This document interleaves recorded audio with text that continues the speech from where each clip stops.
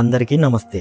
ఈ రోజు ఇంకా చీకట్లు విడకముందే మన ప్రయాణం మొదలైంది. చల్లని గాలి, నిశ్శబ్దమైన రోడ్లు, కొత్త యాత్రపై చిన్న ఉత్సాహం, ఇవన్నీ కలిసి ఈ ప్రయాణానికి ఒక ప్రత్యేకమైన ఆరంభాన్ని ఇచ్చాయి. ఉదయం సరిగ్గా 4 గంటలకి ఇంటి నుంచి బయలుదేరి రైల్వే స్టేషన్కి చేరుకున్నాము. మనం ప్రయాణిస్తున్న గమ్యం ఒడిశా రాష్ట్రంలోని రాయగడలో వెలిసిన శ్రీ మజ్జిగౌరి అమ్మవారి దేవస్థానం.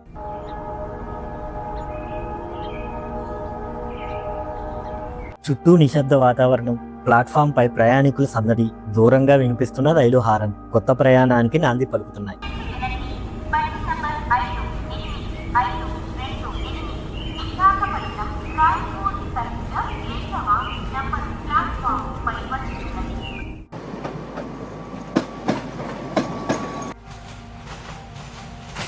మేఘాలతో కప్పుకున్న ఆకాశం, పచ్చని పొలాలు, వర్షంతో తడిచిన చెట్లు, కొండల మధ్యలోంచి వెళ్తున్న రైలు మార్గం, మధ్యలో కనిపించే చిన్న గ్రామాలు. ప్రకృతి తన అందాలను ఒక్కొక్కటిగా బయటకు పరిచయం చేస్తుంది.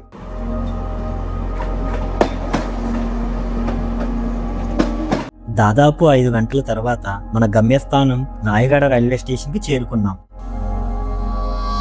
స్టేషన్ నుండి నేరుగా అమ్మవారి ఆలయానికి బయలుదేరాం. ఈ ఆలయం రాయగడ రైల్వే స్టేషన్ కు సుమారు 3 కిలోమీటర్లు, బస్టాండ్ కు సుమారు 1 కిలోమీటర్ దూరంలో ఉంది.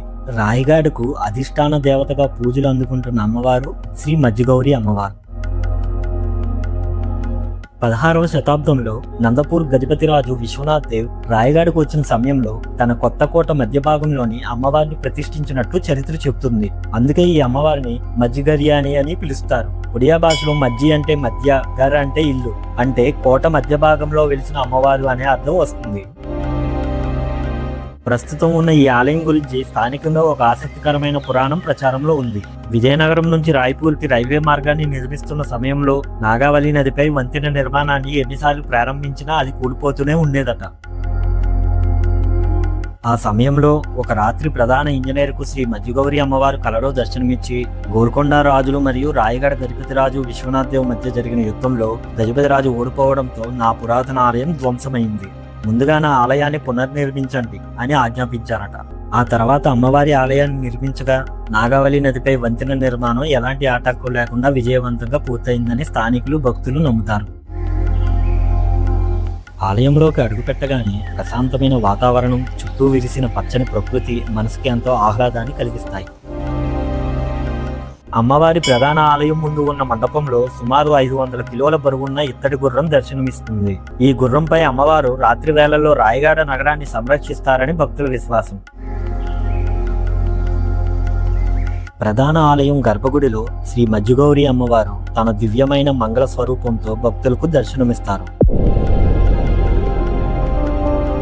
దేవాలయ ప్రాంగణంలోని ముడుపుల చెట్టును భక్తులు కల్పవృక్షంగా భావించి పూజిస్తారు. తమ కోరికలు నెరవేరాలని ప్రార్థిస్తూ ఈ చెట్టుకు ముడుపులు కడతారు. ఇక్కడి ప్రధాన విశ్వాసం ప్రకారం అమ్మవారు కోరిన కోరికను తీర్చిన తర్వాత భక్తులు మొక్కు చెల్లింపుగా ఒక జంతువును సమర్పిస్తామని సంకల్పిస్తారు.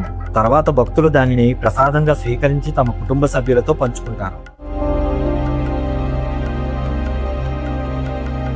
ఈ ఆచారాన్ని అనుసరించే భక్తుల సౌకర్యార్థం ఆలయ అధికారులు వంటలు చేసుకునేందుకు ప్రత్యేక గదులు, షెడ్లను, స్థలాన్ని ఏర్పాటు చేశారు. ఈ ఆలయంలో సోమవారం, శనివారం రోజుల్లో ప్రశాంతంగా అమ్మవారిని దర్శించుకోవచ్చు. అయితే ఆదివారం, బుధవారం, శుక్రవారం రోజుల్లో మాత్రం భక్తుల రద్దీ ఎక్కువగా ఉంటుంది. ముఖ్యంగా చైత్ర పర్వం, దసరా నవరాత్రుల సందర్భంగా వేలాది మంది భక్తులు అమ్మవారిని దర్శించుకోవడానికి ఇక్కడికి తరలివస్తారు.